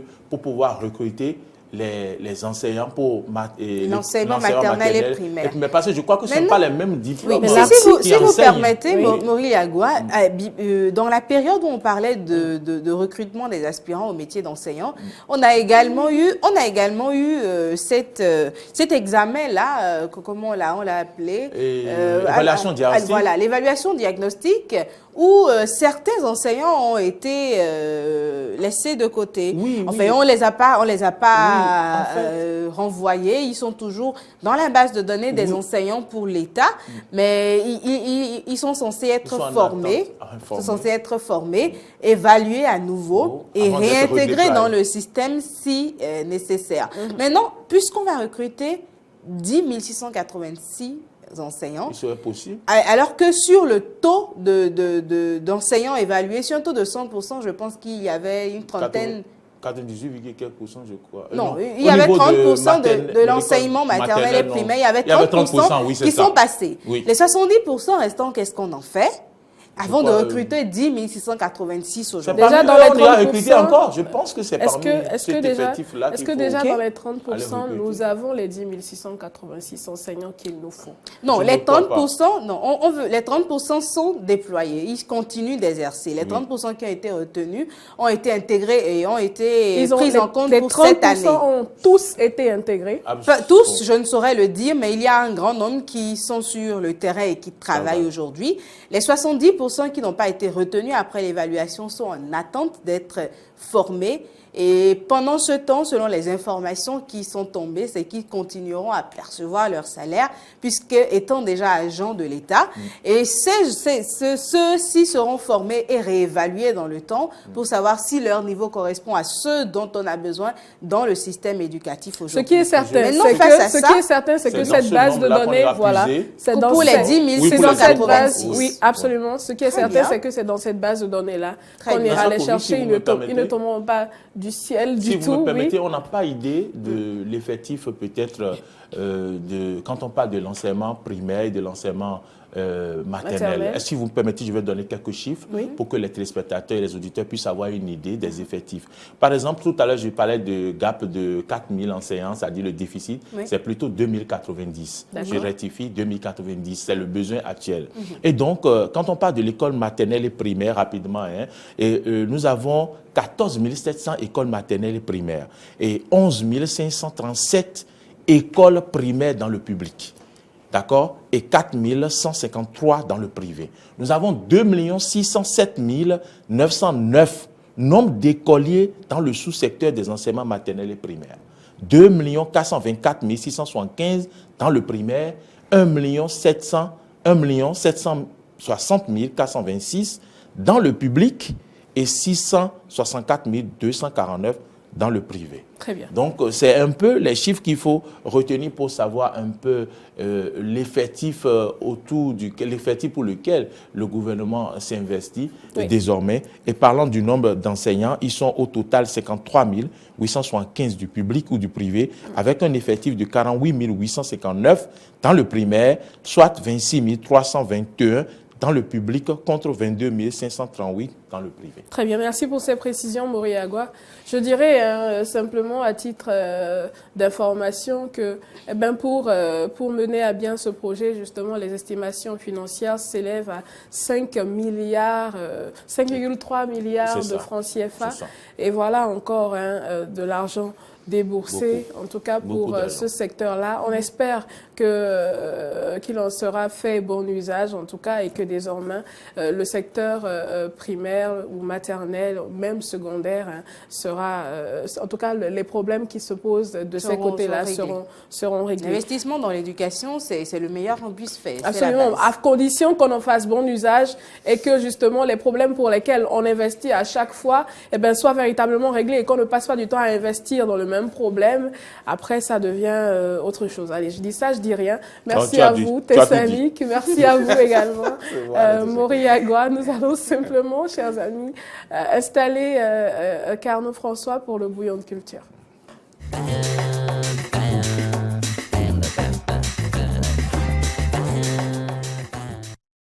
Eh bien, chers amis, nous sommes de retour. Nous parlons à présent des potins du web. Et je vous rappelle très rapidement qu'il est important de méditer, il est important de véritablement réussir à se concentrer, se focaliser sur son être intérieur. Cela vous permet de prendre la mesure du temps présent et de vous détacher un petit peu plus du passé et du futur. Alors, plus vous vivrez le temps présent, mieux vous réussirez à faire le plein de votre énergie, mieux vous serez à même de contrôler votre corps physique. Elle est là, Tessanik Goudayon, pour nous faire part des potins et des ragots du net. Tessanik, nous sommes tout de suite et nous avons déjà notre buzzer bien positionné justement. Non, attendez, on n'a encore rien dit, vous allez buzzer, Maury. Le buzzer est là, non? Non, c'est bon, on ne buzz pas encore. Alors oui, Tessanik, on est tout de suite. Oui, on est sur Facebook là pour démarrer et nous sommes le 31 octobre. On boucle donc le mois d'octobre rose. Et octobre rose n'a pas fait que du bien. Au cours du mois d'octobre rose, on n'a pas que passé l'information pour justement sensibiliser. Octobre Rose a également cassé des foyers. Et je vous lis cette information sur First Magazine.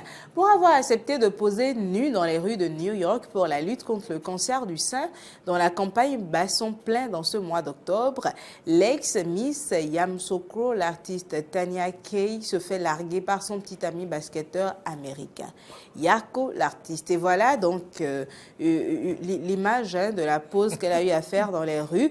Et vous connaissez les gens sur Facebook ou bien, tiens, commentaire là, ça va pleuvoir comme ça. L'autre dit, la vraie raison n'a pas été évoquée par ce conjoint. Il avait déjà son projet dans son tibia depuis et a profité. Elle n'a qu'à chanter Alléluia, car le diable même s'est auto-délivré de sa vie. Que tous ceux qui ont ce cœur impur quittent la vie des paisibles femmes. Et puis, un autre qui vient et qui dit, c'est pour toi seul.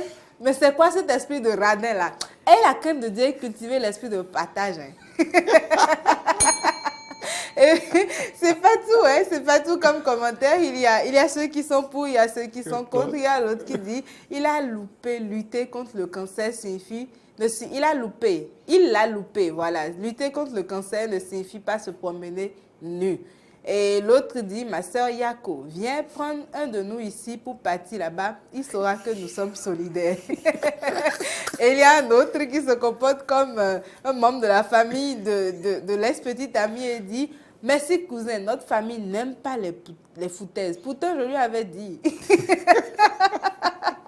Et puis le commentaire qui va vous plaire est celui-ci. Vos commentaires doivent être brefs et corrects pour que nous, de l'ALPC, donc l'Association des lecteurs professionnels de commentaires, puissions lire rapidement et passer au commentaire suivant. Merci beaucoup. Donc, chacun sait ce qu'il va chercher sur les pages, justement. Ceux qui sont pour, ceux qui sont contre et finalement les opportunistes, comme j'aime le dire. Alors, de Facebook, nous allons passer avec... les commentaires ont continué. Hein. Quelqu'un qui dit qu'on doit demander la permission de son conjoint avant toute chose. Les avis sont divergents. D'autres disent, je suis d'accord avec toi, mon frère, une femme, ça doit se faire respecter. C'est dire que Octobre Rose fait couler beaucoup d'encre et de salive.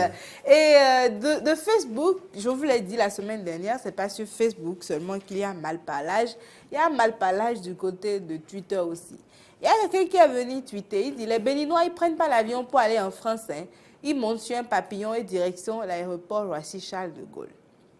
Il a j'ai parlé de Béninois. Béninois est venu, il dit, vu comment tu réfléchis, si le cerveau était un système d'exploitation, le tien serait Windows XP à l'heure actuelle.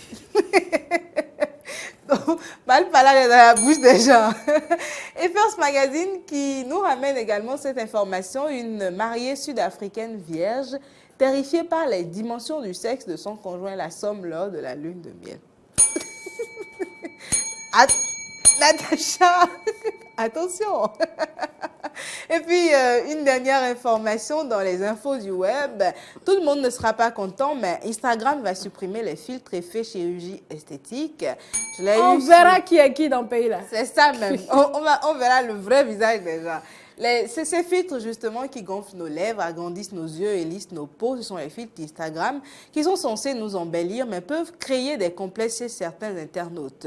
Et pour le bien-être des utilisateurs, la plateforme SparkAR a annoncé depuis le 18 octobre la suppression de ces filtres promouvant la chirurgie esthétique. Il y a plusieurs raisons qu'ils sous-tendent. Je vous invite à lire l'article du côté de cette page-là dédiée aux informations autour de la vie des femmes et tout. Et des études ont d'ailleurs montré que ces filtres sont devenus dangereux parce que beaucoup de personnes ont commencé à se sentir très complexées. Ils l'utilisent sur les réseaux sociaux et dans la vraie vie, ils ne sont pas comme ça. Donc, il y a pas mal de problèmes de personnalité que ces filtres-là ont commencé par poser. Du coup, la suppression prochaine est attendue et comme vous l'avez dit, on saura qui est qui. C'est cela ce qu'on a pu avoir du côté du web pour le compte de cette semaine. Intéressant. On attend la semaine prochaine avec beaucoup d'impatience pour savoir ce qui se passera. C'est sûr. Alors, c'est pour les faux du web que vous avez descendu. Carrément, parce que je t'ai dépassé, il fallait que j'y vois plus clair. Dépassé par les événements. Eh ben oui. Et voilà. Merci à vous Tessanik, c'est toujours un plaisir et le plaisir est d'autant plus grand quand il faut buzzer.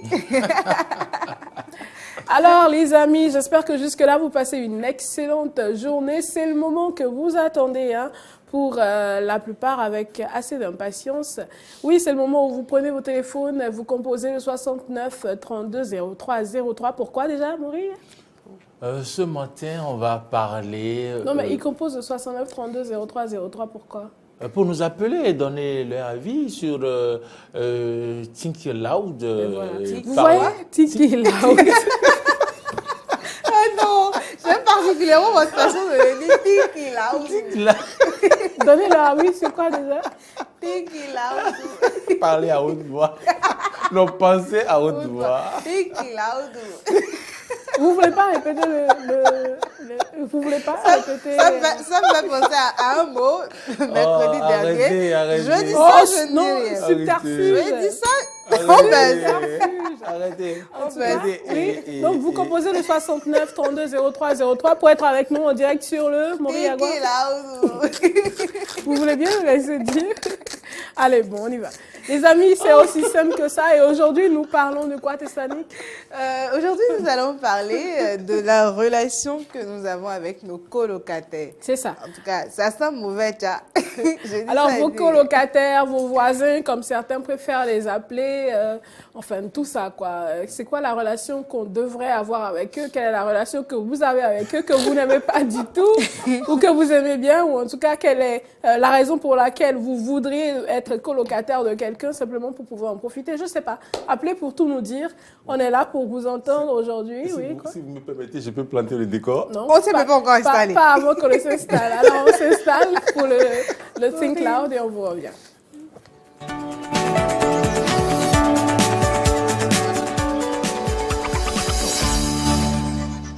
Alors, on va faire une petite précision très rapidement. Quand on dit colocataire, il s'agit de quelqu'un avec qui vous partagez un appartement. Ok, vous pouvez partager votre chambre, hein, c'est vous qui voyez. Vous pouvez carrément partager l'appartement et tout ça, c'est ça le colocataire. Mais on va un petit peu ouvrir les horizons parce que je sais que nous aimons bien les abus de langage par ici. Et il y en a qui ont tendance à appeler colocataire leurs voisins et tout ça et tout ça. Donc voilà, c'est toute la gamme. Autant ceux avec qui vous partagez vos appartements, votre chambre, ou que ceux, enfin. En fait, autant ceux avec lesquels vous partagez votre maison, votre appartement et tout ça, que vos voisins véritablement. De toute façon, appelez-nous pour nous dire comment ça se passe, cette relation-là. On a envie d'en savoir un petit peu plus. Et Moriagua, justement, a pas mal d'exemples à partager vous avez vraiment ouvert le champ.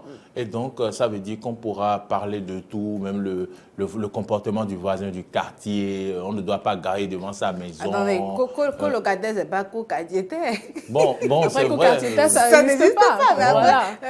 Bon, d'accord. Bon, si vous voulez, si on va parler de colocataire, l'idée que moi j'ai pour le colocataire, c'est quand je loue dans une maison, mes voisins, ceux qui vivent dans la maison avec moi. Exactement. Et donc, si je dois parler de cet aspect-là, je vais évoquer quelques situations qu'on vit dans ces maisons-là. Déjà, quand vous êtes dans une grande maison à louer où il y a plusieurs locataires, c'est le plus ancien qui se comporte comme si c'est lui qui devient le propriétaire. Et donc, c'est lui qui fixe l'heure à laquelle il faut fermer le portail. Alors que nous tous, nous payons le loyer au propriétaire. Lui, à 22 heures, il se lève, il vient fermer le portail. Et il dit que voilà, à partir de 22 heures, personne ne doit entrer. Vous lui demandez pourquoi, il dit que c'est lui le plus ancien et que d'ailleurs, c'est à lui que le propriétaire a confié la gestion de la maison. Au lieu de prier et de demander à Dieu de lui permettre d'aller faire sa maison et de l'intégrer, lui, il est là pour embêter les autres. Écoutez, dans la vie, chacun a son objectif. D'accord. Vous ne savez pas si lui, son ambition, c'est de rester là. D'accord. Bon, c'est son ambition alors. Locataire. Et donc, je vous donne un autre exemple. Un locataire qui, lui, achète des moutons dans la maison et les moutons, chaque matin, viennent déféquer dans la terrasse des voisins. Et donc, ils lui ont demandé, mais écoutez, monsieur, vous êtes en location et vous élevez des moutons pour salir notre terrasse. Ils ont appelé le propriétaire pour lui dire, voilà le voisin qui achète des moutons. On n'élève pas les moutons. Et ils ne comprennent pas. Les moutons, disciplinez vos moutons, que vos moutons restent dans votre terrasse. Puis ils avaient séparé les terrasses. Et donc, lui, au lever du jour, les autres viennent voir les moutons qui ont déjà déféqué partout dans la maison, dans leur terrasse. Finalement, il a tué tous les moutons. Parce que, oui, le propriétaire lui a dit, attention, moi, je ne veux pas de problème.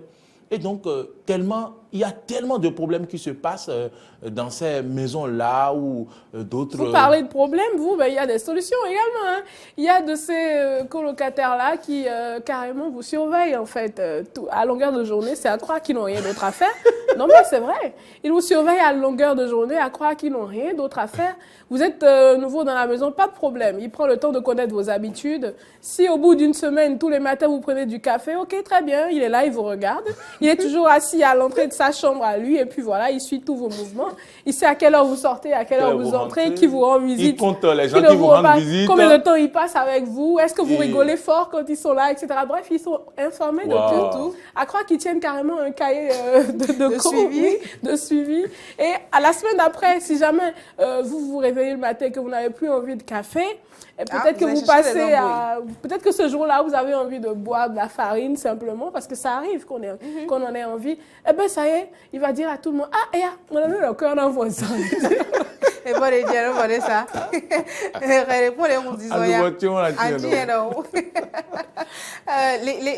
Les rapports entre colocataires, je pense que le sujet, il va nous amener sur une pente assez glissante, parce que les gens ne seront pas forcément contents de ce que nous allons dire. En tout cas, comme sur tous les sujets que nous abordons. Quand on est colocataire, on n'est pas pote forcément. Il faut qu'on puisse le comprendre. C'est une question de pote. Non. Quand on est colocataire, occupez-vous de vos hommes. Oui. Laissez les gens vivre tranquilles. Nous avons un ami en ligne, je pense. Bonjour, cher ami. JC peut nous aider à mieux entendre... JB, oui. Ou Didier, peut-être. On a qu'un Jean-Baptiste. Alors voilà, je ne pense pas qu'il soit là. Alors on a les gens, dans notre contexte social, estiment que dès que vous arrivez dans une maison, vous êtes obligé de sympathiser avec tout le monde. Ce n'est pas une obligation. Le matin, tu te réveilles, tu ne dis pas bonjour. Non, ce n'est pas une obligation. Le bonjour, c'est une... Le matin, tu as des colocataires, mais tu dois dire bonjour. Non, le bonjour... À la limite, tu dois lui demander... À la limite, si toi, tu manges du riz parfumé, ben, tu dois lui demander comment l'aider à parfumer son riz aussi. Non, je ne suis pas obligée de sympathiser. Moi, ça m'est arrivé. Il y a quelques années, j'étais dans une maison locative, justement, et des gens ont commencé à se plaindre à l'endroit de mes parents, comme quoi, parce que j'étais encore assez jeune et sous la houlette des parents. Donc, pas comme si je l'étais encore aujourd'hui. Hein. Mais après, les dames dans la maison sont allées vers mes parents. Une fois, ils sont venus me rendre visite pour dire, mais votre fille, elle ne sauve pas à nous, on la voit presque pas. Famille, Maurice, elle ne sauve pas. Maurice, attention. Reprenez vos esprits. Elle n'intègre pas et tout. Et à peine on la voit passer. Et puis, ma mère qui commence à me le dire, je dis, mais attends, on n'est pas potes, quoi. Je ne suis pas venue pour leurs beaux yeux dans la maison. Non, dès que je sors En fait, tu es venue dans la maison pour t'ouvrir. Arrêtez. Alors ouvrez-vous à tout vent et à tout venu. Ça, je dirais. J'ai dit à ma mère, après, je ne suis pas venue pour sympathiser avec tout le monde. La limite de l'éducation, c'est les civilités. Je vous dis bonjour ou bonsoir. Encore qu'il y a et des ça jours où va. on n'est pas de bonne humeur. Hein. Bon, même quand tu n'es pas de bonne humeur, le Béninois, il dit, toi, lui, il veut que tu passes 3 minutes à se demander comment son père, sa mère, le chef quartier, le président de la République, tout le monde va dans le pays. Je ne peux pas dire ça. Je Non, mais vous dis bonjour vous et ça savez va. qu'il y a des ponts beaucoup plus dangereux de cette question. Ces colocataires-là, qui véritablement, non seulement, c'est pas qu'ils se croient être votre pote, mais ils sont convaincus qu'ils le sont. Plus que des potes, ils sont convaincus d'être vos parents. Ils sont convaincus d'être de votre famille. Oui. Et qu'est-ce qu'ils font? Ils s'en vont faire rapporter tout ce qui ne devrait pas être rapporté à n'importe qui. Ça. Dès le moment où vous recevez une visite un peu trop fréquente, une même personne qui arrive 2-3 fois, il s'arrange pour savoir exactement qui c'est. Alors, est-ce que c'est son oncle? Est-ce que c'est sa mère? Est-ce que c'est son père? Est-ce que c'est son chéri, son fiancé, etc., etc. Et si vous avez le malheur que ce soit un de vos parents ou en tout cas un fiancé ou quelque chose du genre, bon. et qu'entre-temps, vous ne passez pas votre vie à dire bonjour à tout le monde, eh bien, dès que ce dernier vous rendra visite un matin, ils connaissent déjà vos habitudes. Alors, ils savent exactement, je vous promets, ils savent exactement que quand telle personne vient chez vous, vous mettez 2 minutes à venir ouvrir, surtout à 7 heures précises de la journée. Je vous promets, il y en a qui maîtrisent. C'est terrible. Et le temps que vous veniez ouvrir, ils se dépêchent d'aller dire, ah, Fofo, sors derrière moi, finir. Mais derrière, va fumer.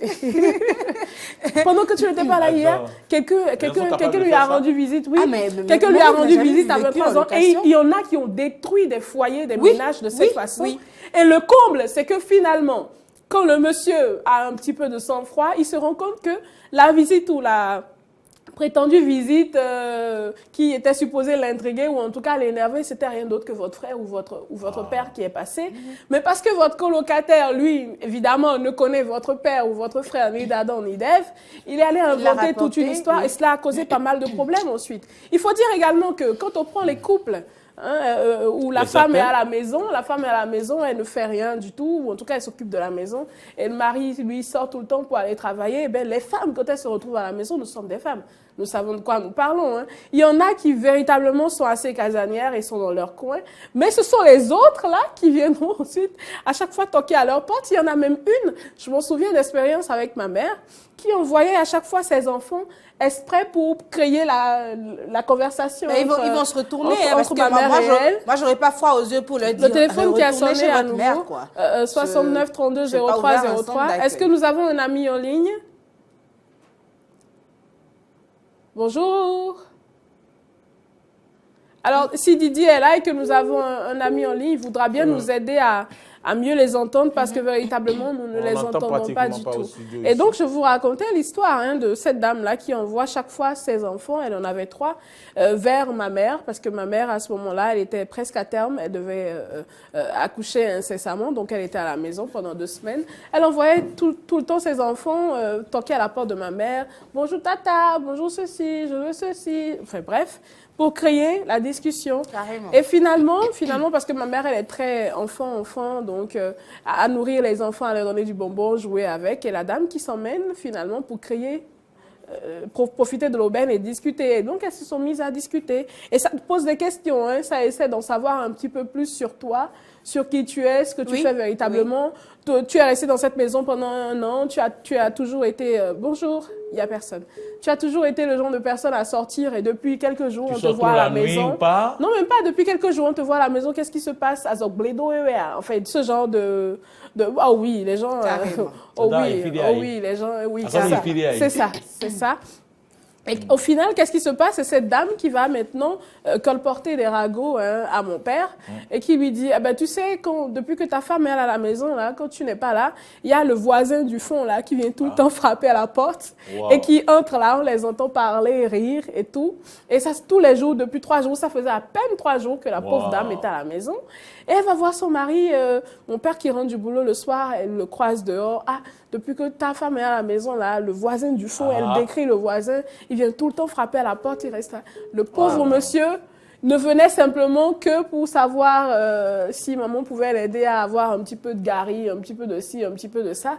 Et vous savez, quand on se retrouve dans une posture où on a besoin de quelque chose, vous venez vers la personne, vous ne commencez pas tout de suite par demander, vous essayez de distraire la personne et tout.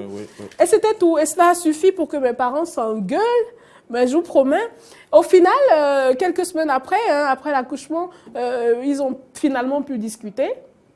Et c'est à ce moment-là que mon père se rendra compte que, tiens, écoute, tel monsieur, en fait, il vient simplement demander un peu de gari, un peu de ceci, un peu de cela, parce qu'il aura été là un jour, justement, où le monsieur s'est encore emmené. Ah, bonjour, maman. Il appelle toujours maman. Bonjour, maman, vous êtes là, s'il vous plaît, j'ai vraiment besoin de manger. Est-ce que vous avez un peu de gari? Est-ce que vous avez un peu de ci? Et c'est à ce moment-là que mon père se rend compte que, attention, c'était des ragots. Et des histoires comme ça, il y en a des tonnes. Et malheureusement, il y a de ces situations qui arrivent à détériorer, sinon détruire des ménages. Et véritablement, la relation entre colocataires, c'est un problème. Et ceux-là qui, justement, sont dans la maison et qui passent leur temps à vous épier de leur fenêtre. L'autre chose. Ah oui, vous ne pouvez pas prendre votre douche ou en tout cas vous promener dans votre maison tranquillement quand vous avez le malheur. Nous avons un ami en ligne? Non, pas encore. J'entends le téléphone qui sonne tout de même. S'il est là, nous allons... Oui, ça sonne depuis tout à l'heure. Bonjour. Merci de vous présenter, cher ami. Je m'appelle Germain. Très bien, on vous écoute. Non, c'est pour vous saluer tellement. Ah, merci beaucoup, c'est gentil, monsieur. Est-ce que vous avez des colocataires? Vous êtes là, monsieur? Il est parti.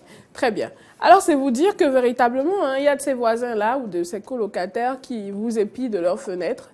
Vous ne pouvez pas vous promener tranquillement dans votre pièce. Non, ils sont là à épier vos moindres mouvements. Surtout qu'ils attendent spécifiquement de voir des choses. On imagine bien. C'est vraiment dérangeant. On imagine bien, c'est dérangeant. Et ceux-là, maintenant, qui estiment que voilà, parce que vous êtes célibataire dans la maison, ils le sont aussi, ben, vous devez vous mettre ensemble, quoi. Ils font des appels de pieds, de mains, de têtes, de tout ce qu'il faut. Préparer, manger ensemble les soirs. Bon, moi, ça a été mais on a bonjour, merci de vous présenter. Très bien, monsieur, on vous écoute. Très bien, on vous écoute. Merci, monsieur. Est-ce que vous avez des colocataires? Mais vous avez déjà été en colocation? Et quelle était votre relation avec les colocataires? Ah, il est parti. Cette affaire-là... Il n'a pas envie d'en parler. Cette affaire-là... traumatisant. En tout cas, les relations avec les colocataires, elles sont traumatisantes, je vous le garantis. Ouais. Surtout quand vous tombez sur des gens qui ne savent pas du tout se tenir, c'est compliqué. Demain c'est le 1er novembre. Demain, c'est vendredi. Il y a émission? Oui, on est là. D'accord. Alors, demain, on en parlera à nouveau des relations. Vous auriez besoin de vous reposer demain? Demain, on parlera à nouveau donc, des relations entre... Vous permettez? Merci. Demain, on parlera à nouveau des relations entre colocataires. J'entends le téléphone qui sonne. On va se permettre de recevoir celui qui est en ligne, s'il est toujours là. Sinon, il est là? Non? D'accord. Alors demain, on en parlera à nouveau des relations entre colocataires. Je sais que vous vivez énormément de choses et c'est le lieu de venir en parler, de dénoncer tout cela pour que peut-être, on l'espère, ils puissent se corriger et que les choses aillent mieux parce que on est colocataire, ça ne veut pas dire qu'il faille s'immiscer dans la vie l'un de l'autre. C'est pas bien du tout. Il faut respecter l'espace des gens. Ouais. Après, si vous voulez avoir des relations amoureuses ou un petit peu plus poussées avec vos colocataires, c'est à vous de voir. Vous plaignez pas, oui? Moi, j'ai un très bon souvenir d'un colocataire. Très bien. Parce que tout le temps, on a parlé de ce qui n'allait pas, mais quand même un colocataire rapidement, qui venait à peine d'épouser sa femme, mais qui ne l'avait pas encore rejoint. Et il me dit, écoute, tu mets, comment dire, on se met sur un même compteur pour que je vois combien on va consommer et si je serai capable de faire face aux dépenses quand je serai marié. Wow, c'est une grande anecdote. Il se prépare. Non, mais il faut le dire, c'est important. Il y a des colocataires qui sont géniaux, qui sont vraiment super. Des gens qui respectent votre espace, des gens qui sont à l'écoute de votre personne et qui sont véritablement prêts à vous aider quand vous en avez besoin. Ça existe.